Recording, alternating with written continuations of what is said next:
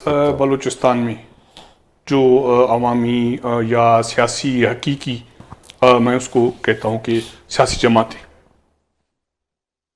منظر سے غائب ہیں، اور باقی 3 صوبے، ایک صوبہ پی ٹی آئی کے پاس ہے، پنجاب سندھ میں باقی سیاسی جماعتیں مولوی فضل الرحمان، پیپلز پارٹی، مسلم لیگ نون، ایم کیو ایم، باپ، ایکس وائی زیڈ، اگر وہ بھی اسی خوف کا شکار ہیں جس کی نشاندہی آپ کر رہے ہیں تو آگے چل کر لوگ کس پر اعتماد کریں گے، اعتبار کریں گے؟ دیکھیں، آپ نے بڑا گہرا سوال کیا ہے،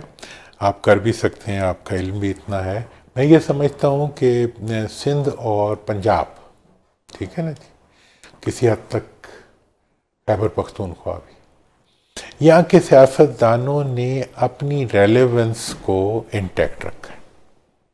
دیکھیں، پیپلز پارٹی سے آپ لاکھ اختلاف کر سکتے ہیں، ان کی پرفارمنس سے، ان کی غلطیوں پہ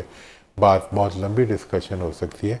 لیکن انہوں نے سندھ میں اپنے آپ کو نمائندہ تو رکھا ہے نا۔ اسی طرح پی ایم ایل این نے پنجاب میں، گو کہ ان الیکشنز کے اندر پی ایم ایل این کی ہوا اکھڑ گئی ہے، لیکن سندھ میں نہیں اکھڑی پیپلز پارٹی کی، ابھی بھی مطلب بہت کمی ہے، لیکن پھر بھی انہوں نے اپنے آپ کو مینیج کیا ہوا ہے۔ اسی طرح کے پی کے اندر پی ٹی آئی نے اپنے آپ کو مینیج کیا ہوا ہے۔ بلوچستان کی جو سیاسی قوتیں ہیں وہ اپنی ایسی حکمت عملی نہیں بنا سکیں جس کے نتیجے میں وہ اپنے عوام کی اتنی نمائندگی بھی کر سکتے